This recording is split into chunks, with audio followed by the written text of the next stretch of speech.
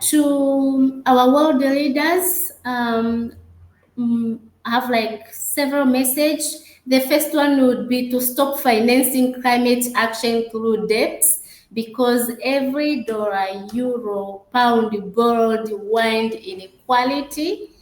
Secondly, is to make polluters pay, considering like we Africa, we are suffering from climate change, but literally our contribution to global emission is less than 4%. So polluters should pay, and that's where we see justice and fairness.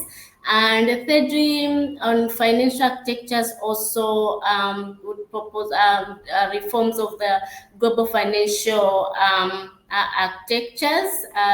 We need a fair system, which Africa is part of the decision, but also shifting from the G7 to the Bretton Woods institution towards inclusive UN process, because the current global financial architecture, it's not inclusive, it's not a UN-led process, it's owned by creditors, and it supports billionaires and not billions of people. And for us from Economic Justice Campaign, we say we need a system that supports billions of people and not billionaires.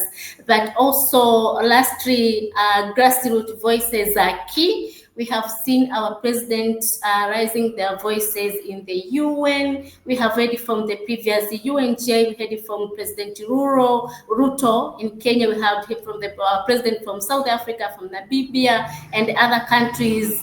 But we don't see global leaders listening to these voices, and we want to be treated fairly in these processes and in this institution, that also our voices matters. And here I don't only talk about the voices of African president, but I also refer to the voices of indigenous communities, of children from Africa, of rural women from Africa, of youth from Africa, civil societies from the global south as well.